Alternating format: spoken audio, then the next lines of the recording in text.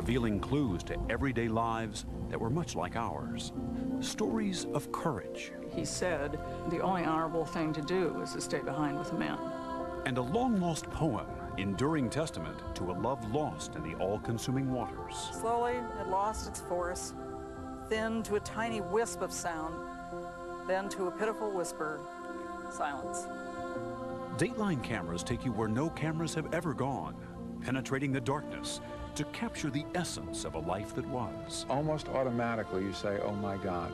And you will watch as scientists test their own courage, trying to do what they failed to do 2 years ago, lift a 20-ton chunk of Titanic's hull. What we decided was find a piece of the hull itself that when you put your finger and pointed at it, you said, that's Titanic. Our cameras record this unprecedented mission every step of the way, so you can watch history being made. Join us for Raising the Titanic, a very special Dateline Discovery Channel exclusive. From Studio 3B in Rockefeller Center, here is Stone Phillips. Good evening. It is the most famous place in the ocean. What happened there 86 years ago has mesmerized the world. And now there's an enormous expedition underway to solve the lingering mystery of why the Titanic sank. It's an incredible, dangerous mission, and Dateline and Discovery Channel are there every step of the way. We begin tonight with Sarah James in the North Atlantic. Sarah? Stone, it has been an incredible odyssey. By the miracle of modern technology, I'm able to speak to you hundreds of miles from land in the middle of the stormy North Atlantic. I'm aboard the Ocean Voyager, 2.5 miles directly above the most famous shipwreck of all time. Standing here, looking at the sea stretching off endlessly in every direction, it's impossible not to imagine the terror of that night, which seemed to mark our initiation. Now, as that has assembled, scientists, historians, technicians, conservationists, all gathered to solve the enigmas of Titanic. You need a global positioning system to find this pinprick in such an immense swath of ocean. Its coordinates, 41 degrees north latitude, 49 degrees west longitude. It's about 1,900 miles from where Titanic left Southampton, England to dock in New York City. Come with us now as we take you 13,000 feet beneath the sea to view the Titanic as it's never been seen. When you come upon it, it's like seeing your world in total chaos 100 years ago, having stopped in an icy moment of time. George Tulloch is the co-leader of this expedition. His company, RMS Titanic, owns the right to bring up artifacts from this sacred place where more than 1,500 people lost their lives on a frosty April night in 1912. You feel how small you are. You feel how delicate your thread is connecting you to life. And you feel this sense of humility in that you didn't suffer at all this tremendous tragedy. The French team that helped discover the wreck brought Tulloch on board in 1987 to ensure that items recovered from the wreck were preserved properly and made available to the public. This French version of a yellow submarine, Nautil, is the workhorse of the expedition and one of the few vessels in the world. For the crew inside, it will be like commuting to work because the sub will have to make that trip every single day of the mission. But this is far from a ride on the freeway. I would say it's Earth's hardest frontier. It's harder to get there than to go to the moon, but it's worth it. The dangerous journey is the only way to discover these treasures, each with its own story to tell. Over the bow. You'd think Tulloch would be looking for gold and jewels. Indeed, there are tales of a valuable pearl necklace and a multi-million-dollar shipment of diamonds that might have gone down with the ship. So you don't want to find all this beautiful jewelry that's at the bottom of the ocean? You know, you've got to be as careful with a dish or a coffee mug or a love letter as you do with a diamond. And a love letter tells us so much more. A love letter is people, is actually the lives and souls and stories of people.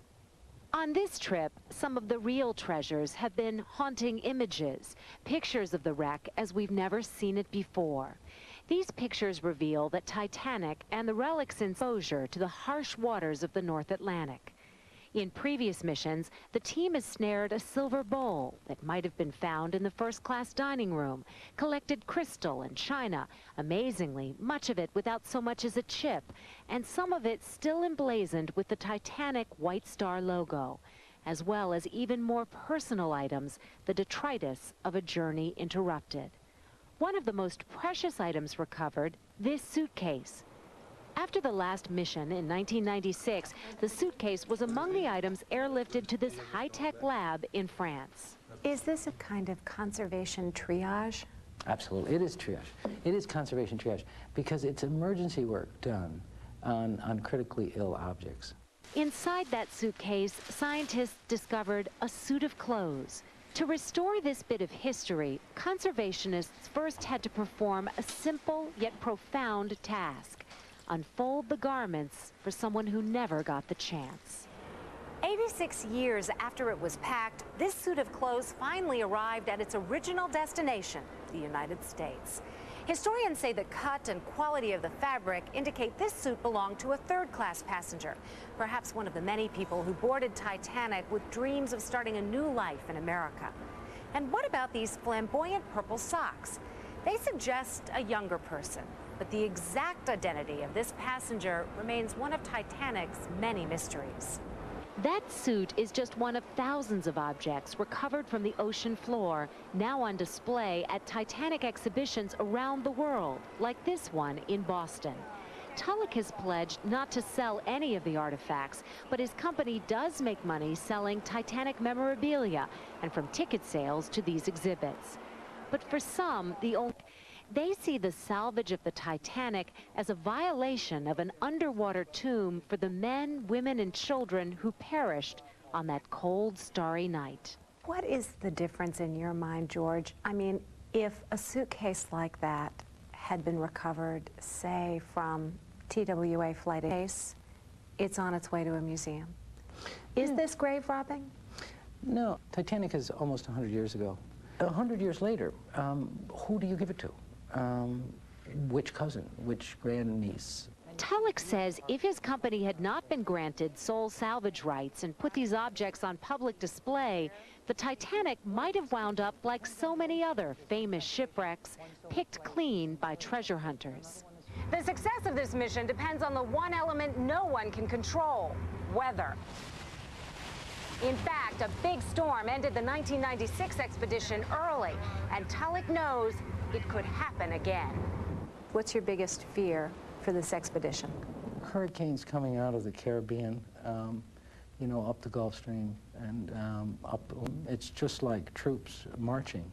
And finally tonight, we will show you something else that is truly incredible: a 20-ton section of the liner's portside hull, the largest relic ever recovered from this deep ocean, marking a milestone in the history of Titanic. Raising that piece of hull would be a Herculean effort, a mission of man and machine over the elements, and a mission fraught with danger. Still ahead, the mission that could make history or cost these scientists their lives. Also, the search for the grand prize. How will they try to bring up the piece of the hull that's been teasing them for so many years? You have to be careful with the ocean, and you can't just guarantee things. How do they plan to do the impossible when Raising the Titanic, a Dateline Discovery Channel exclusive, continues? Program honored by the National Press Club for excellence in consumer reporting. The year's most honored news magazine, Dateline, will be right back.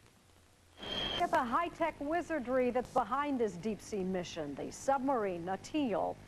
Its job is to free float to the bottom of the ocean amid water pressure that could kill its occupants in an instant, then capture pieces of a giant ocean liner decaying on the ocean floor, and then bring it all to the surface relatively intact.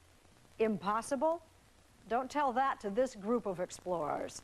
Dateline reporters and cameras are there in the North Atlantic to record their dangerous mission. Bob McEwen on what it takes to raise the Titanic. Bob? Jane, when Titanic sailed from Southampton in England back in 1912, she wasn't only hailed as the biggest and grandest ship ever built, but also as the most technically advanced, a triumph of human technology. Well, now, an armada of modern technology is gathered here in the middle of the North Atlantic to bring Titanic to you in a way you've never seen before. You're about to meet some of the people behind that scientific wonder. From a high school teacher in South Carolina to a former French Navy frogman, and a whole array of marvelous machines.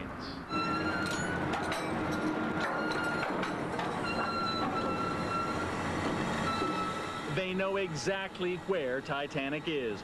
The trip to it is only 2.5 miles long, but fewer people have gone there than have flown in space. On the front, you have all the main equipment. You have all the lights. No one knows Nautil better than P.H. Nargeolet. You have some video camera, still camera. There is a viewport, of course. You have 2 manipulators. In this French mini-sub, he spent more time on Titanic than anyone ever has, including the ocean liner's captain. For me, the Titanic is a magic wreck. You know, it's probably in my dream, you know, it's the best wreck in the world. But there'd be no dreams here without Nautil.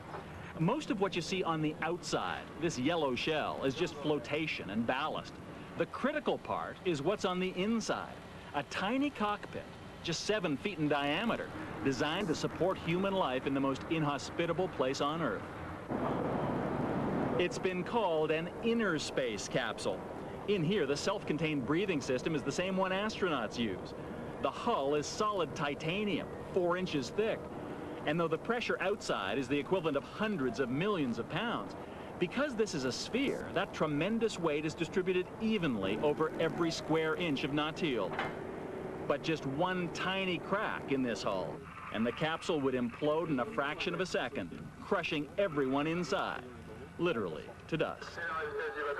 If we have a leak at this depth, it's like, you know, a bullet, or if you have an explosion, it's the same thing, you know, same thing. Despite the undeniable danger, P.H. Nargeolet has made almost 100 dives in Nautil. It was while creeping along the ocean floor 11 years ago that Nargeolet, who saw the world as a French Navy frogman, saw something through Nautil's porthole that he says changed his life. The first time I dove in the Titanic, it was in '87, and I remember very well. And suddenly we saw the hull of the Titanic herself. And we climb, and that's the emotion is coming, you know. We are thinking to the people, we are thinking to the ship, to the tragedy, to everything. And for me, it was a very strong moment, very, very strong. For years, the search for Titanic, and now the exploration of the wreck site, have been a proving ground for cutting-edge deep-sea technology. But since this expedition began, it's been beset with problems. The inherent danger of working in the middle of the North Atlantic is just the beginning.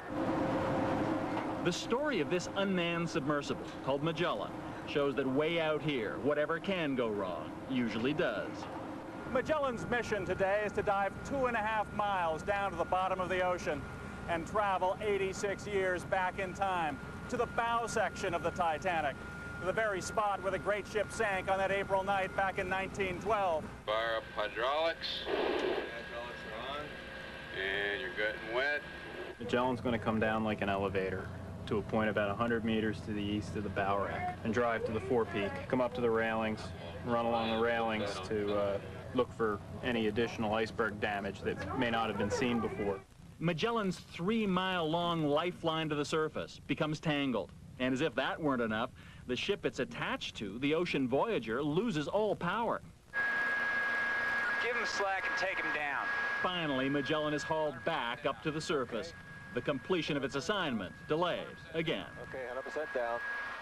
Another of the objectives of this expedition is to explore inside Titanic, to go to places that have never been seen since the night the ship went down.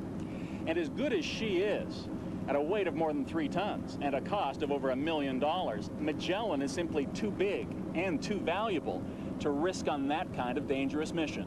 We still should have a lot of buoyancy compared to before. Enter Bill Willard and his ROV called T-Rex. That stands for Titanic Remote Explorer. Okay, I want to go forward. His kid named it. When he wasn't teaching high school science, Bill built it in his living room. T-Rex got its first test in the Seneca, South Carolina municipal swimming pool. Hey, it was the deep end. I guess you could say I'm fulfilling one of my favorite dreams. A long time ago, I began a trail studying Titanic, and it became more of a hobby. It became a passion. Bill's a Titanic buff from way back. When he saw the pictures from Nautile in 1996, he wondered why they never went inside the wreck. Then he met mission leader P.H. Nargeolet at a Titanic exhibition. We talked a little while, and I said to P.H., why don't you have a small disposable ROV that would go inside where you could get some great, fabulous footage? He said, one does not exist. Do you have one? And I said, well, if we make one, will you use it? But unlike other Titanic enthusiasts, it's not first-class cabins that Willard wants to see. I would love to go into third-class areas where they carried their lives with them.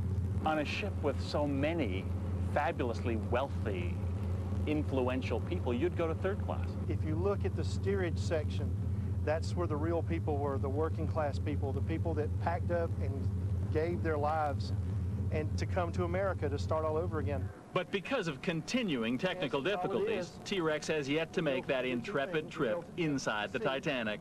Here's our camera system. So for now, Bill Willard's creation sits on the deck of the Ocean Voyager, waiting for technology to catch up to his dreams. Considering exactly where we are, you might well be wondering, how are we getting these pictures to you from the bottom of the middle of the ocean? Well, if Bill Willard ever does get T-Rex up and running, it'll be one end of a problem that's never been tried before. Pictures from T-Rex, perhaps even inside Titanic, would be fed back to Magellan outside the wreck. From there, the TV signal travels along 3 miles of cable up to the surface and onto our production ship, Ocean Voyager. Then the signal gets sent to this thing, which looks like a big white beach ball perched on top of the ship. Inside is a dish that bounces the signal to a satellite that sends it to New York City, which broadcasts it right into your own living room. Meanwhile, Magellan is back in the water. Its problem solved, at least for now, sending back more of those wonderful pictures. When we come back, what the Titanic wreckage reveals about the people who gave that mighty ship life.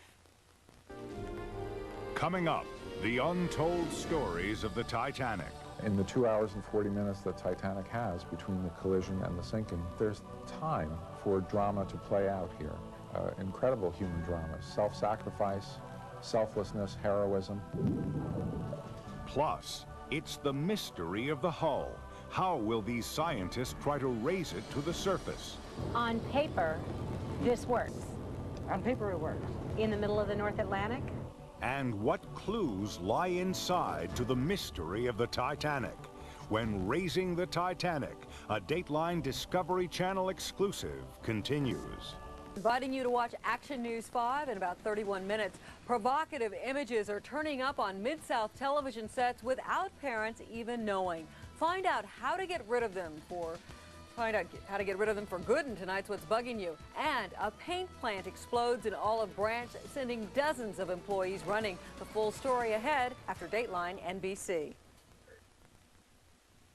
Closed captioning of Action News 5 is brought to you by Abra Auto Body and Glass. Scope and technical challenge of this mission are mind-boggling. The hope is not only to recover the marvels and material goods that were lost, but to learn something about the lives, 1,500 of them, that were destroyed when the Titanic went down. The wreckage and artifacts like these open a door on what life was like for those people who lived and died almost a century ago. What they touched, what they valued, what they brought with them on that fateful voyage, what they took with them to their graves. What's it all say about them? What's it say about us today? Here's Lynn Cannon. On the ocean bottom, the wreckage lies silent. But if these objects could speak, what tales would they tell? Did lovers see their last? What goodbyes were said as a lifeboat was lowered from this crane? It is so immense, so beautiful, so devastated. You are seeing things that you only read about And to actually see where all of these events took place is a profoundly moving experience. For historian, Titanic wreck site is a journey through time. A trip back 86 years to a tragedy when many thought anything was possible. When you see the ship, you say almost automatically, oh my God. Haas looks past the twisted metal of the wreckage, through the portholes, to the people on Titanic, those who survived and those who did not. For the passengers, this is where it all began. These are the B-deck doorways. When you boarded the ship at Southampton in England, you would essentially have gone through these doors, and the purser would greet you there. The Titanic set sail for New York and into history on April 10th, 1912. 2,200 passengers were on board, including a handful of some of the world's richest people, like John Jacob Astor. Astor and his young wife, Madeline, married just 6 months before the voyage in this ballroom at the Astors' elegant summer home in Newport, Rhode Island. You have an amazing collection of people on the Titanic, everything from the humblest immigrant to the wealthiest millionaire. And somewhere within that range, we tend to find human beings that are a lot like ourselves. Last week, this kitchen pot was found in the debris field, a simple reminder of life on board an extraordinary ship. In fact, a meal on the Titanic meant the finest in dining at sea. Titanic was the ultimate luxury liner. The accommodations were magnificent. To many, the symbol of that elegance was the breathtaking grand staircase. 86 years later, this chandelier is a reminder of that elegance, now being devoured by the sea, which claimed Titanic on April 14th, 1912. That day continued full speed ahead. Looming ahead in the darkness of the moonless night was the iceberg. And as seen here in last year's Oscar-winning movie Titanic, with lookout Frederick Fleet's warning, "Iceberg, right ahead!" the drama was underway. We are hovering over the fallen forward mast, and you see the remains of the crow's nest. It was here that lookout Frederick Fleet spotted an iceberg at 11:40 p.m. If they had spotted the iceberg 15 seconds sooner, they probably would have cleared it completely. In 1996, Paul Mathias's mission was to determine the exact nature of the iceberg damage. What he found was not a 300-foot gash, but a series of razor-thin cracks. Later, metal testing revealed dangerously brittle iron in rivets recovered during the dive. The rivets' heads were sheared off by the iceberg, and they popped out, opening up slim cracks between hull plates. It's a finger of a small hole. Discovery's scientific team calculated that the greatest ship in the world merely glanced off the iceberg and was doomed by the equivalent of pinpricks. With pristine holes, but no rivets, this metal plate found just last week supports the conclusion that the rivets popped out. Bring your head 90 right. Later in this mission, researchers hope to use remote-controlled cameras to maneuver deep inside the hull, taking pictures of the iceberg damage for the first time. Will the mystery finally be solved beyond a doubt?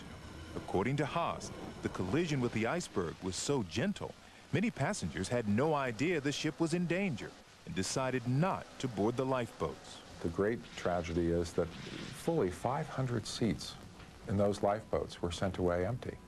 500 people lost their lives for no reason other than a lack of information about what was going on.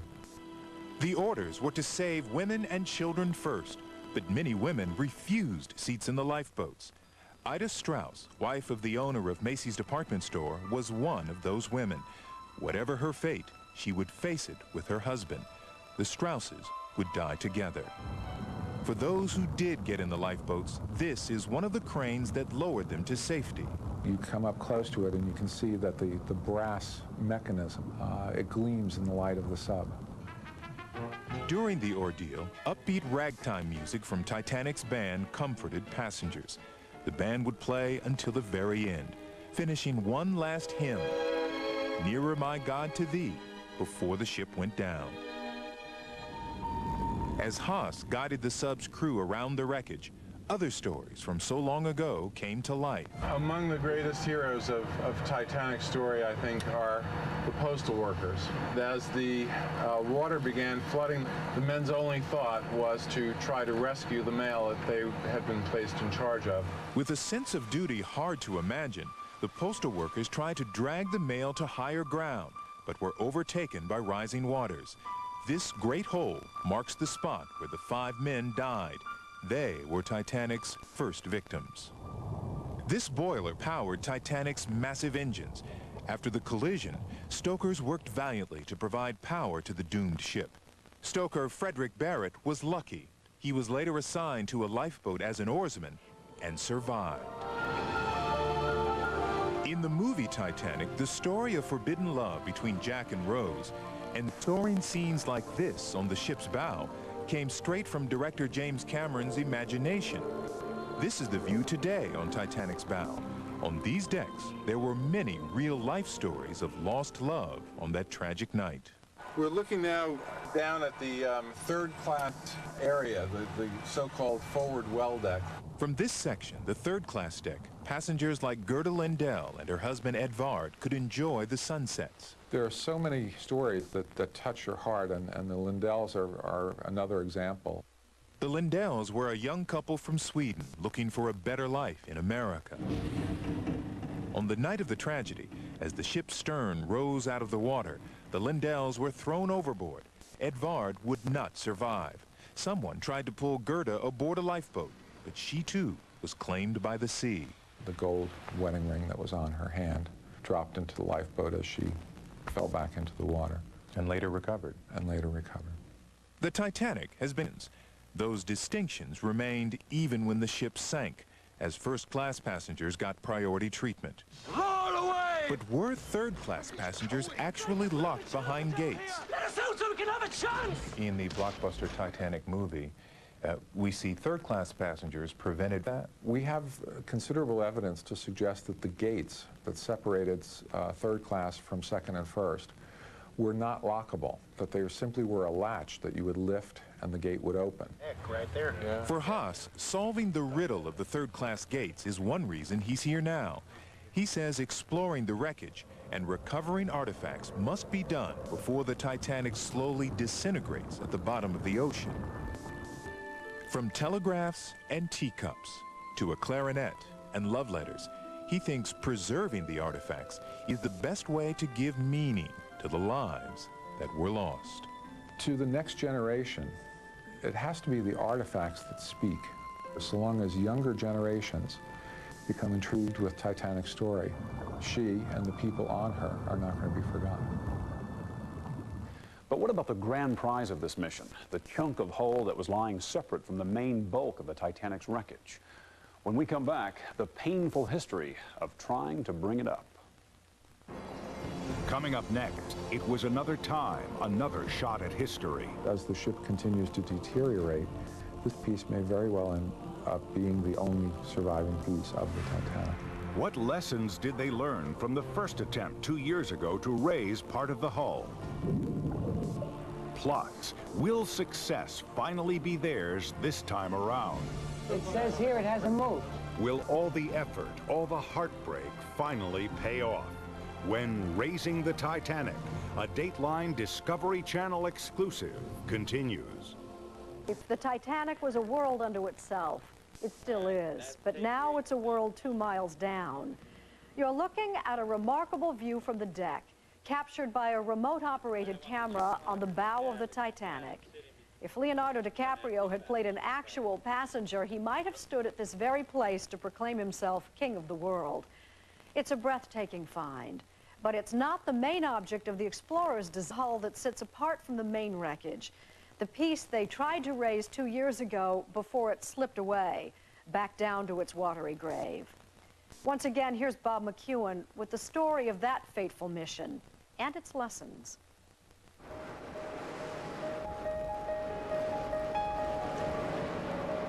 Mother Nature has a way sometimes of doing one of two things. Either she will kill you in a smitten second, or she will put the pressure on you to perform, and you either perform or fail. In many ways, in August 1996, it truly was Mother Nature against George Tulloch. The mission, to beat water and weight and to raise a piece of Titanic. The hull itself, that when you put your finger and pointed at it, you said, that's Titanic.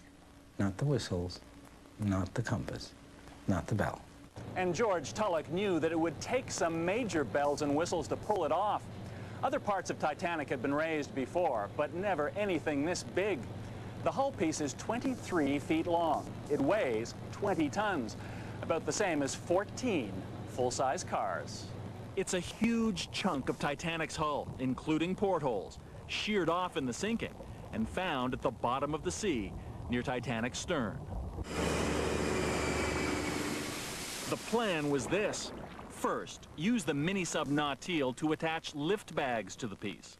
Filled with buoyant diesel fuel, those bags are supposed to act like balloons, rising all the way back up to the surface, carrying the piece with them. A line from the recovery ship will be attached, and the piece will be hauled aboard. And the plan worked, at least to a point. The lift bags and the big piece arrived at the surface. Well done. But the celebration would be short-lived. A storm started wrestling with Tulloch over the hull piece. Not enough one line. Ropes and nerves were strained to the breaking point. This rope is crap. This rope is crap. They couldn't keep the hull piece in their grasp, and finally it sank back to the bottom of the sea. For George Tulloch, whose personal mission is to help all of us better understand the storied vessel lost on that night to remember, this would be a night to forget. Honestly, I felt like I lost a member of my family. So we had to just respect the sea and ask if we could come back another day, maybe. 2 miles down, attached to the hull piece, was a small metal sign. I will come back. Is this piece of history doomed to lie forever on the ocean floor? The final chapter in our story when we come back. Coming up next, it's the final showdown, out of the deep and bringing a legend back to life. Plus, the most personal remembrance possible of a night of tragedy. Slowly, slowly, with hardly a ripple of that... Of the Titanic, from one who was there, when Raising the Titanic continues after this message from your local station. Failed, beaten back by the forces of nature. Now, a second attempt to raise a piece of the Titanic's hull, which they believe will tell them a lot about the mighty ship and the lives that were lost on it. And maybe even answer once and for all why the Titanic sank. Once again, here's Sarah James.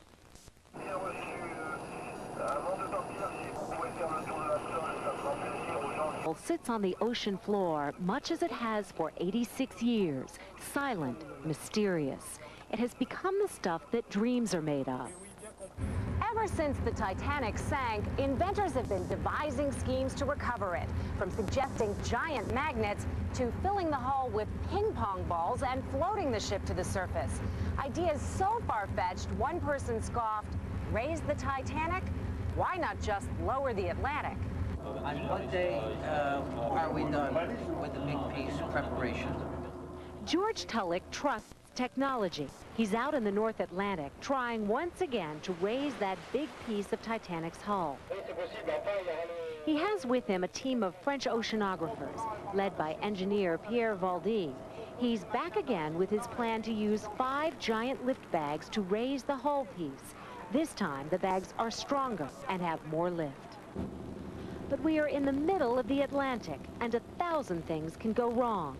Faith in technology is one thing that caused the Titanic wreck to begin with. On the French Navy vessel Nadir, the bags are filled. The submarine Nautile, as with 2 years ago, moves the 5 bags over to the big piece and hooks them up. The work takes several days. Nautile also studies the big piece. Ocean bacteria have attacked the steel. This may be George Tulloch's last chance to bring the piece to the surface.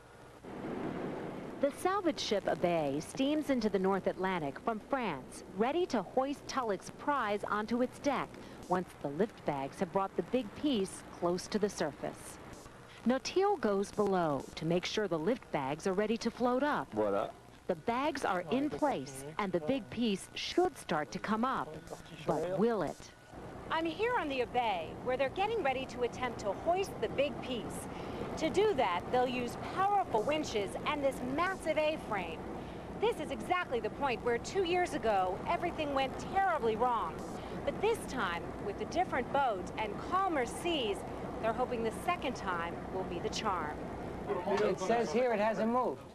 But back on the bridge of Nadir, the news from the bottom is not good. Computers show the big piece is not moving from its home on the Atlantic floor. For all their calculations, they didn't figure on this. The big piece is standing straight up because it's stuck in the mud, and the mud doesn't want to let go. The situation of the piece is not like last time. The piece is stuck in the mud vertically. On paper, this works. On paper, it works. That's correct. In the middle of the North Atlantic? You know, you have to be careful with the ocean, and you can't just guarantee things.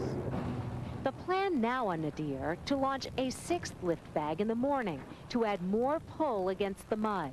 But 86 years later, the ocean is once again giving technology a tough time. The weather forecast calls for heavy seas. But the ocean may have relinquished one of her secrets this day. The expedition now believes it was wrong about the big piece and where it's placed on Titanic. At first, they thought it was an empty first-class suite on the starboard side. But after taking a closer look this time, they now think the piece is from the opposite side of the ship, Suite C86, the rooms of Mr. and Mrs. Walter Douglas, Quaker Oats fortune. He and his wife, Mihaela, had gone to Europe to celebrate his retirement at age 50. They'd only been married for 3 years, and they were very much in love. Dateline found their grandniece in Cedar Rapids, Iowa. She says Titanic has become part of her family's history. The reason why it made such an impact on us was because of the grief on one hand and how it affected everyone, and also because it's a love story. As Titanic was sinking, Walter insisted his wife go off on Lifeboat 2 without him.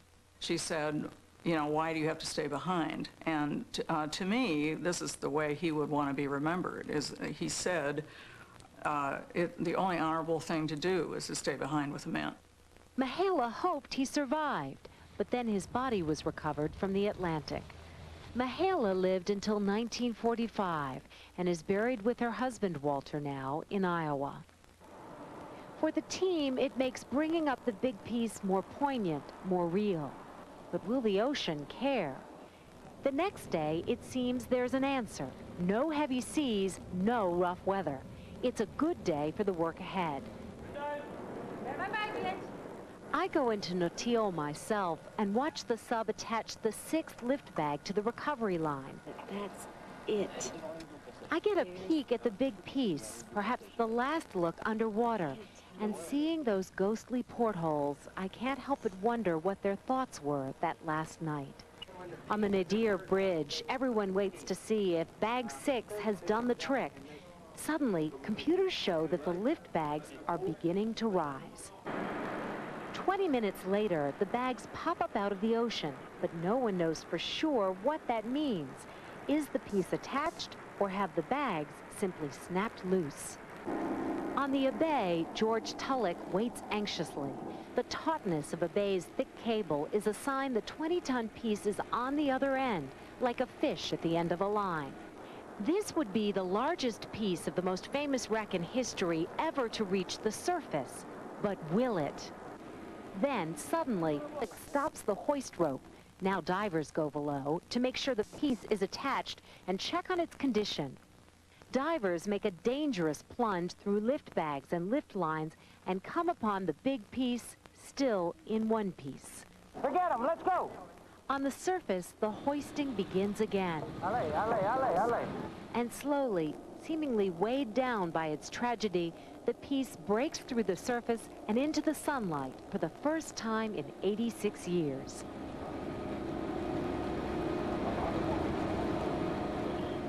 Just make sure that they're not going crazy.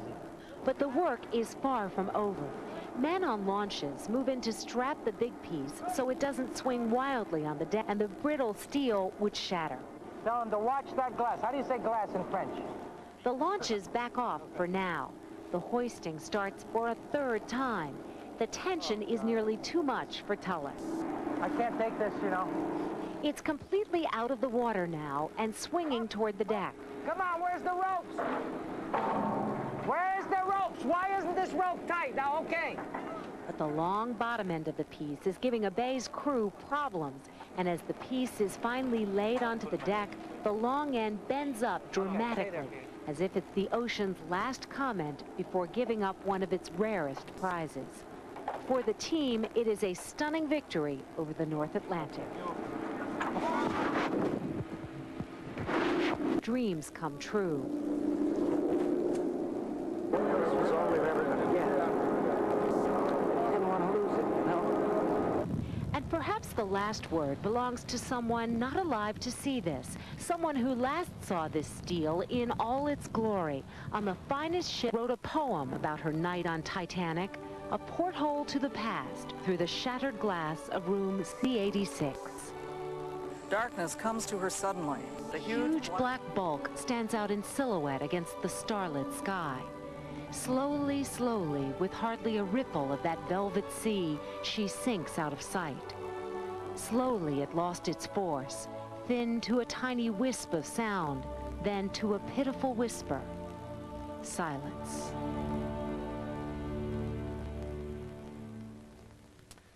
After the expedition, the piece of the hull will head to Boston, where it will be closely examined. There are still a lot of unanswered questions about the Titanic, its short life, and its horrible demise. The expedition has found a substantial part of the wreckage and even brought up some of it, as we have seen. But now science must pick up where exploration leaves off. What can the wreckage tell us? Is the Titanic decaying too quickly for us to learn anything lasting from it? Will we ever know for sure why the ship sank? Could it ever happen again? Join Discovery Channel on Sunday night for a 2-hour special, Titanic Live, the latest from the expedition to the ocean floor. And if you'd like to find out even more about this exciting mission, the hull recovery effort and artifact restoration, you can log on to our Dateline website at www.dateline.msnbc.com. And now here's Katie Couric with a look at what's coming up tomorrow on Today. Katie? Thanks, Jane. We'll have an in-depth profile of New York City Mayor Rudy Giuliani, whose supporters and critics are equally vocal. Also, working for a younger boss, some tips on dealing with the awkward moments and the emotional fallout, plus the foods you can eat to lower your blood pressure. Those stories... Thanks, Katie. Now let's take a look at one of the stories we're working on. Controversial crusader uses hidden cameras to catch abusive cops. Maybe you've seen him in action. That's him on the left. Get your hands on your head. Turn around. His work has helped change the law, but does he sometimes push the law too far? What do you say to the person that says, leave the cops alone? The story on Dateline Friday. We leave you tonight with some of the unforgettable images captured over the past few days on this unprecedented mission to the Titanic, and bring you the names of the people who made it all possible. I'm Stone Phillip.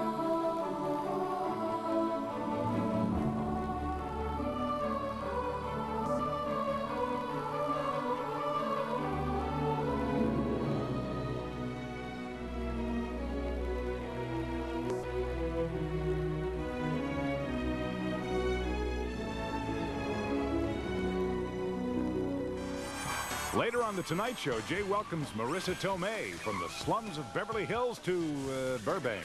Is that moving up? Plus, the music of Usher. Your local news is next.